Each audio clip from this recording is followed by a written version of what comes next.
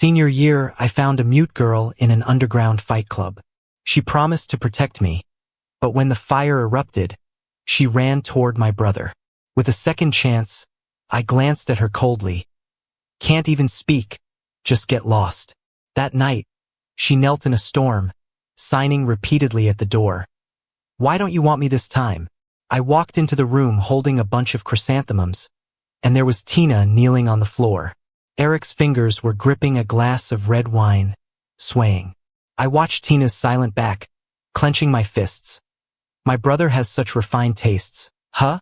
I tossed the pale chrysanthemums into his lap, petals scattering everywhere. Upon hearing my familiar voice, Tina hunched down further, as if trying to disappear. The first time I saw Tina, a fighter a head taller was beating her on the ground, going for the kill. Hood up on my black hoodie, I leaned against the railing nearby, flicking a lollipop with my tongue. Aren't they gonna stop this? She lay still, hardly moving. When I fell down, I'd go alone to the underground fight club. The sounds of punches landing felt like a jolt to my numb nerves, making me feel alive again. Here, someone dying wasn't unusual. I frowned, ready to leave, when I heard a rustle behind me. She struggled to stand, body bruised yet somehow brimming with a sudden strength, hitting back fiercely. It wasn't until later, amid the crowd's cheers, that I understood why the tables had turned. They had insulted Tina, calling her a mute bitch. She was lucky not to be killed. Mute bitch. Eric's I caught my workbook. My dear little brother, you think she's giving you the silent treatment because you said her grades sucked? Don't be naive. Last night, when you were trying to reconcile, guess what we were doing? Bully her? She can knock me out with one punch. Would she do this if she didn't want to? Just a bit of fun. Never tried it, brother? Eric squinted, his words laced with smug arrogance. And that's Tina for you.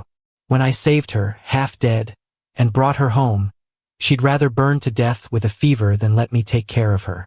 She was stubborn, guarded, full of distrust. No one could force her without her consent. She had nothing, feared nothing. That's what she often said. But when did it change? Was it when Eric fed her cake in the abandoned classroom, and she didn't refuse? Or when Eric showed up disheveled at my house? Or was it on some night she didn't come home? Feeling a surge of anger, I hurled my heavy workbook at her back. The workbook served as my outlet. Tina, look at me. Just shake your head. I'll pretend this never happened. Eric was a bully at school. Who knows if Tina had some dirt he held over her? A bit late to realize, was this me making excuses for my girlfriend? Tina looked up. I wanted to find humiliation, doubt, or reluctance in her eyes, but there was none. There was nothing at all. Don't push my darling too much, little brother, Eric said, half bent, his chest against her shoulder, rising and falling slightly. Great, just great. Since I was 10, when Eric and his gaudy mother burst into our home, he never stopped taking from me. My toys, my pencil case, even my girlfriend. Whatever he wanted, he took. He was like this sticky goo on my back that wouldn't come off. I could punch Eric out, but he'd always snatch what's mine. I once thought Tina would be an exception. After all, she once took me to the hospital 5 miles away when I was burning up with a fever, hands trembling. She followed silently behind me on every late night home. In her notebook, she awkwardly wrote, "Only like Ben." I turned and left, shoving a 3-tiered cake tower to the floor, walking downstairs without looking back. The fire began to spread at that moment. It started as commotion below, then thick smoke filled the air. Screams, running, alarms. I couldn't hear any of it, just felt a stabbing pain. I instinctively looked back at Tina. She hated seeing me upset. Usually, she'd awkwardly hug me, thumb brushing under my eyes. But as the burning beam trapped me, she turned and ran to my brother. Not a hint of hesitation. Am I really buying our fighter? That noise again, and there was the scarred face of the fight club owner in my view. Behind him, Tina stood, bruised and looking at me with those familiar, loving eyes. I was reborn, brought back to the day I bought Tina. I squeezed the card in my hand, edging back. Can't even speak. Let her go. Walking out of the club, I heard the owner's voice. Knew it. Where's he get the money to buy my star fighter? Truth is, while my dad's clueless at home, I've never lacked food or clothes. That's how I could afford to buy Tina out from the club last time. Heal her wounds, teach her to read and write, and slowly warm her heart. But this time, I don't want to. No matter who it is, they end up with Eric. Flames of the past still flickered in my eyes. I quickened my pace and ran home. Dark clouds covered the sky, heavy rain bringing a haze. I was about to head upstairs when I saw a familiar figure kneeling by the window. Rain poured down her back, and I squinted, recognizing her hand signals. Why don't you want me this time? A purple lightning streaked the sky, as steam rose with the rain. I opened the door. Drops clung like venomous insects to my feet, chilling me. What are you doing here? I glanced at her coldly, stepping further inside. She was soaked to the bone, her white shirt clinging to her waist and stomach with every breath. Tina's throat was scalded by boiling water, forced on her by her drunken mom when she was 7. She doesn't like being called mute, nor does she care for sign language. If I hadn't visited an orphanage as a kid, I wouldn't even know what she was saying. Tina pressed her lips tightly, the mistiness in her eyes indistinguishable from rain or tears. Every time she makes me mad, she wears that same expression. The distant rumble of thunder softened my resolve for a moment. Get inside already. Don't just die at my doorstep. She got up unsteadily, and I remembered she once told me that when she was 12, she was viciously stomped on for winning against the wrong person. Her right knee never fully healed. With a glance away, I handed her a towel. Dry yourself and leave when the rain stops. Tina's hand was still wet, hesitantly pawing my hand like a small animal. Always like this. The first time she sneaked off to some underground fight club and came back battered, she reached for my hand the same way. I looked away, pressing my palm with exasperation. Can't speak. Fine, but can't you listen? Avoiding her, I raced upstairs. In a past life, I recalled her running towards Eric's back. Haven't I had enough of betrayal? That night, the thunder dragged on. I slept restlessly, fire licking my spine in dreams. When I woke, soaked in sweat, Tina was gone. The towel was neatly folded on the coffee table. Maybe because she never had a concept of home growing up, in a past life she was always so into household chores. I'd tease her while sucking on an ice pop saying she was the perfect wife, which would turn her ears red. Thinking back now, it was kinda childish. Why did I so easily dream of a future?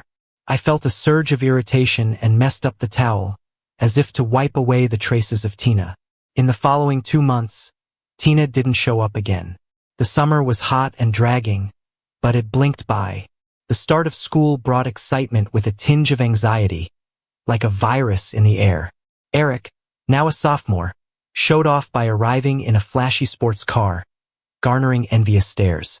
He always loved being the center of attention, never letting go of anything or anyone that belonged to me, not even Tina. Trying to calm my nerves, I sat down, but was interrupted by sudden cheers in the classroom. Lifting my head, I met Tina's gaze. She had gotten thinner, her cheekbones and jawline more pronounced. The years of underground fighting had made her seem more mature than the other girls in class. She's new, but she's got a solid foundation. Help her out, okay? Said our homeroom teacher, Leo, rasping as he distributed test answers.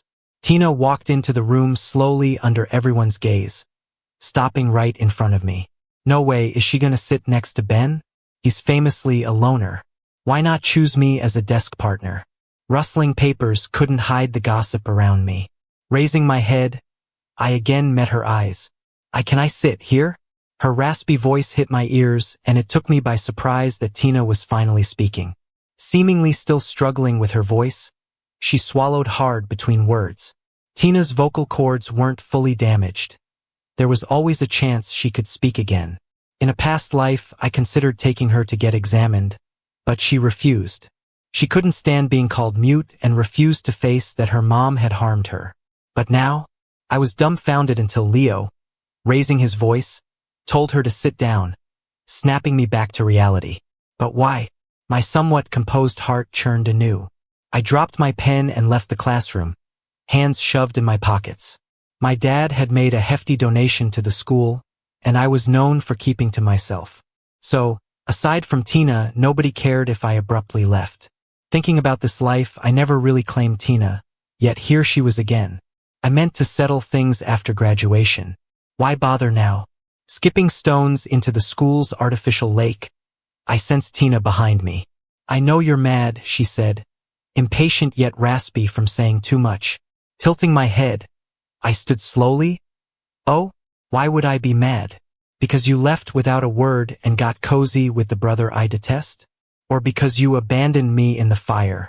I poked her chest, closing in on her. Tina's eyes flickered, her mouth opened, but no sound came out. She's reincarnated too. But if she's willing to die for Eric, then why come after me now? I pointed to the water behind her. Sure, I'm mad. Jump in, and I'll forgive you. When I was 12, Mom died, and Dad brought a new woman home the same year, with a son only a year younger than me. Everyone I could rely on vanished that year. When I first took Tina in, I finally wanted to fully rely on someone. Yet when the fire raged, she went to Eric. Just because I didn't confront her right away doesn't mean I'm not angry. Tina can't swim. She won't leap in. With a bitter laugh, I strode off. This time, she didn't follow. Filled with frustration, I rounded a stairwell corner to see Eric and his crew cornering a girl, snapping pics while gripping her collar. Seeing me, Eric kicked the girl aside and crossed his arms, looking down at me from nose level. Barely at school, and he'd already formed a bully group exerting a cruel dominance. The school turns a blind eye sometimes because of that building. But that doesn't mean I'll let him bully me. I heard there's a new transfer student in your class. I heard he's built pretty well. As he got closer, he tapped my shoulder with his long fingers. I brushed his hand and slapped him across the face. Eric looked at me in disbelief, and his little followers stepped back, scared. Just a bunch of girls after money, they run the fastest in trouble. You and your mom, the mistress, you're two of a kind. Loving the scraps? Why not work in the cafeteria then? You're neither tall nor short, neither fat nor thin, just a nobody. With each slap, I made him stagger back. Eric, always dieting, can't handle someone like me who loves the underground fight club. Mad? Even if he's mad, he can only get beat by me. I straddled him, and the sound of my slaps echoed through the hallway. Eric's always been a bully, so no one even pretended to stop us. Ben, are you crazy? Eric's words were slurred and broken from the beating. My hand was going numb, and last life's anger was pouring out of me. It wasn't until people crowded and raced downstairs that I started coming back to my senses. Someone drowned in the lake. My heart skipped a beat. When I caught my breath again, Eric pushed me to the ground. My palms scraped the rough ground, leaving a raw red mark. Tina. I don't know how I got to the lake, but there Tina was, surrounded on the soft wet grass, barely breathing. She stood there for ages before suddenly jumping in. Stressed out? Even with bad grades, with that face and body, she won't starve. She was in the water so long, I thought she died. It was terrifying. Tina lay there, pale, searching frantically for something. I stood frozen for ages before finding my voice. Why did she really jump? I'll forgive you if you jump. Tina was taken to the nurse's office, and we were alone after she got 4 fluids. She turned to look at me, her eyes probing cautiously. I took her medicine and coldly handed it to her. I haven't planned on being an accomplice yet. You're still mad at me. Her throat was raspy from the water. Tina, you might think reincarnation is just a story, but I believe. She cut me off with firm eyes. Honestly, I suspected when she knelt in the rain. Nobody likes being let down, especially me. I continued. No one's more cowardly than me. My wounds take forever to heal. Her eyes darkened a little. After a long silence, she gently touched the scars on my back from the fire, asking each word deliberately. Does it hurt? I turned away, sniffled, and wiped away tears. I'm not done with you yet. Take care of yourself, don't die. Returning to class, a pile of papers waited on my desk. I buried my head deep, the ink smell stinging my eyes. Tina stayed in the school hospital for 3 days before coming back to class. To outsiders, she just slipped and fell in the lake. The school questioned it but went ahead and added layers of guardrails around the lake. Tina got famous because of it. People lined up to see her before class. I sat by the window intercepting all love letters for her. No, she spoke with difficulty. Lately, she toned it down, no longer staring at me constantly. But she still handed me a pen if I lost one and stuffed my desk full of lollipops. I tossed the pink letter onto her desk. You don't want it? Do I want it then? Feeling a weird irritation, I was about to leave the classroom when I ran into Eric. This time, his lackeys were gone. After I slapped him in public, he angrily sought school justice. This face, how's it so promising? Why didn't I notice before? As for brotherly matters, what can the school do? The balding teacher, looking troubled, spread his hands. He uses my dad's influence to do as he pleases at school, which has bothered the admin for a while. The school can't do much, but I, as his brother, can settle family matters.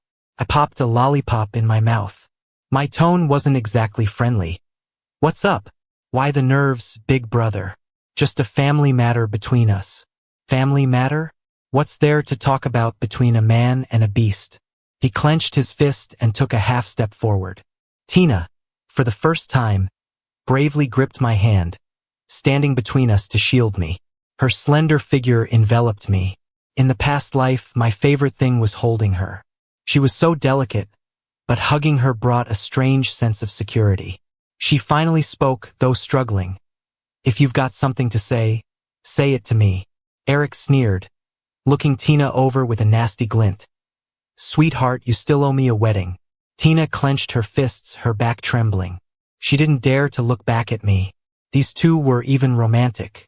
I gave a bitter laugh, pulled the lollipop from my mouth, and tossed it in the trash. Trying to break free, my wrist stayed firm in his grip, his rough fingertips igniting my skin. Get lost, don't ruin my sight. Without mercy, I kicked at his leg, breaking free from his grip. Ben, why won't you learn? Hiding in an empty storage room, I buried my head in my knees, plotting how to wreck the wedding. A wedding, Tina promised me one in a past life. She once wrote me a long note. Last time I went secretly to the underground boxing club. Wanted to earn money for your birthday gift. Pissed you off. It was my fault. I've thought it over. I really need to study hard, get into college, and find a legit job. Next month's exam? I'm definitely gonna make it into the top 100 in my grade. My foundation is weak, and if I don't get in, I'll just keep trying. When are you planning to get married? Can you wait for me? If you can't, that's okay. But if you're gonna marry someone else. I grabbed her pen before she could finish writing. After Tina barged into my life, I never thought about marrying anyone else. But I didn't expect she'd promise Eric a wedding so soon. A dull pain shot through my calf as I lifted my head, tears still streaking my face, not yet wiped away. Eric, with his new little sidekick, cornered me. A gang of guys towering at 6'3", their shadows locked me in place. I wasn't planning to mess with you this quickly. He disdainfully brushed off the ping-pong table, sitting across from me. What kind of spell did you cast on Tina? She promised me a grand wedding in a past life, and now? She's under your spell again. So what should I do with you? He leaned in, smirk not reaching his eyes, while the guys behind him glared, ready to pounce. One of Eric I could handle. This situation, out of my control. While standing up, I discreetly dialed Tina's number, slipping my phone under the table. You came running from the east classroom to the far west equipment room just to ask me this? Pressing back against the cold wall, I tried to stay calm. I continued, I've conquered that fool 7 times. Every time there's a restart, when the fire hits, she clings to you. Having lived through this life again, tackling a strategy game didn't feel so unmanageable. But then, Tina. My fingers shook a bit as past flames danced in my memory, hot and relentless. If she weren't the hardest to get, I wouldn't be interested. A mute? Other than her looks and physique, what's there? Eric gave a cold grin. Yeah. So why not just give up? Is it because you don't want to or because you can't? Suddenly he stopped, clamping a hand around my throat, shoving me against the wall. In that other life, I was just about to win. Tina promised me a huge wedding. If it weren't for that damn system, Eric cut himself off, glaring icily at me. Why does a dying man need to know so much? His grip tightened, but I managed to shove his wrist down, pinning him momentarily. Still, someone kicked my leg hard before I could fully stand. Before I knew it, my arm was pinned behind my back, and I couldn't move. That's when Tina arrived. She kicked the door open, white shirt billowing, just like during our first meeting. I slumped to the floor, pain throbbing in my knee, groping for my phone in the corner. When Tina's right leg got stomped like this, did it hurt the same? I lifted my head, seeing Tina handle 5 attackers with ease, chest heaving. Which hand touched him? She asked, towering over one of them, bending down slowly. Eric trembled beside me like a quail. I struggled to get up, catching a glimpse of a flash of a knife out of the corner of my eye. Among the fallen, someone pulled a knife, aiming straight for Tina's back. When the ambulance arrived, Tina was bleeding through half her shirt, clutching the hem of mine, her fingers trembling. Tina, don't die. I got so many things to ask you. My voice shook, unable to stay steady. If Eric was right and Tina saved me from the flames 7 times, why choose Eric the 8th? Why do I have no memory of those 7 times? This time, who's she really here for? By the time I reached the hospital, the blood on my hand had dried, my heart twisting with anxiety. It wasn't until 4 a.m. that my heart settled back into place. The patient's all right. Take good care of your girlfriend. A grouchy Jack went off to argue with the doctor. Girlfriend? They're desk buddies. Can't desk buddies be close? He squinted at me. Hey, don't I know you? Weren't you in class 3 at high school 17?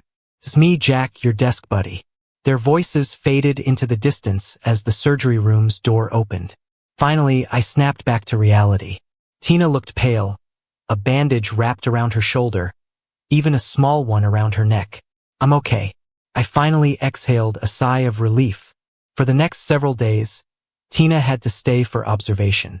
Jack made me his delivery guy to bring meals and notes. Here, you gotta switch to trigonometric functions. Tina's breath brushed my ear. I edged away a bit. Oh, and don't worry about the hospital bills. Jack and I will cover it. No need. I've got money. Where'd you get money? Growing up in an underground boxing club, her earnings always got snatched by a greedy boss. I memorized the lottery numbers. Wow, really underestimated her there. I turned, taking the porridge from her hand. So, what do you think the college entrance exam's like? Tina pressed her lips together, not meeting my gaze. Don't know, haven't lived to see that day. I trembled, spilling some hot millet porridge on my hand. Tina clumsily tried wiping it off, avoiding touching my hand. After the exams finish, it's your birthday. I've prepared gifts so many times, but never got to give them. Her voice was still hoarse, speech a bit slow. So last time I risked pretending Eric won. I'd seen how the system disliked him, so during the energy flux, it left him. Before, he'd try to win me over, and if he thought he might fail or get bored, he'd use a fire to restart. The system didn't agree with his methods, so it left me my memories, then sought my help the 8th time to escape him. Tina tentatively gripped my hand. No more rebirths. Never leaving you again. My heart felt like it was being pricked by needles, crushed, spread out, left under the sun. When Tina reached the equipment room, who knows where she had just come from? When I was still mad, I threw his gift into the trash can right in front of her. She looked at me with a smile. If you don't like it, that's fine. I'll get you something better for your birthday. Okay? I let out a long sigh. I think I forgot to bring your papers. Let me go grab them. I slipped my hand away and ran out of the room without looking back. In the bathroom, I touched the scar tattooed on my shoulder. Does it still hurt? Thinking about how Tina shielded me from fire 7 times, it didn't seem so painful anymore. I went downstairs and bought her favorite sweet and sour ribs. But when I was ready to go back up, Tina was gone. Panicking, I dialed Tina's number, only to hear Eric's voice. Want to save her? Come to the West Side Paper Factory. Come alone. Unless you want her throat messed up again? The phone crackled with howling wind and the sound of boiling water. I gripped my phone, my voice coming out rough and unrecognizable. Okay. By the time I reached the west side, it was getting dark. The sky was a shade of purple, with heavy clouds letting some light slip through. Eric, what do you want?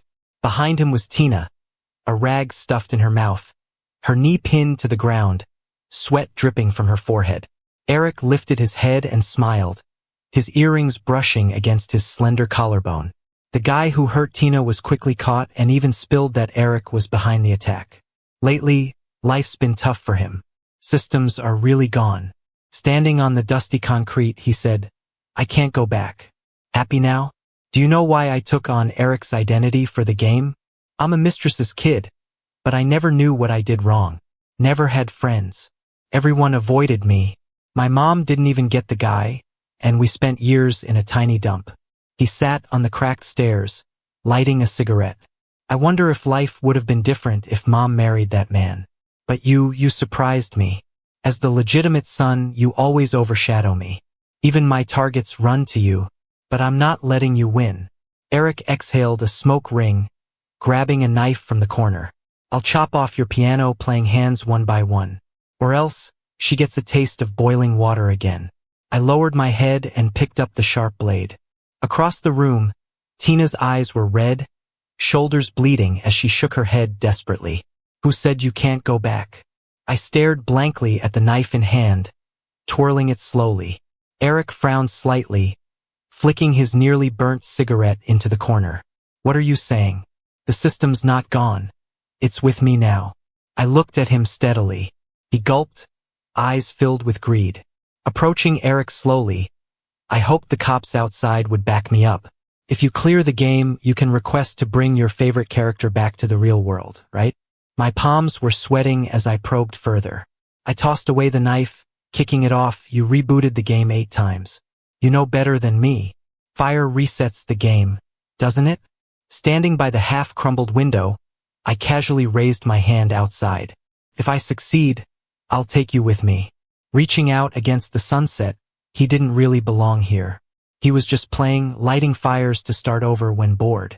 The system probably left Eric for excessive restarts with Tina's help. Too bad he still couldn't see his mistakes, hoping for external power.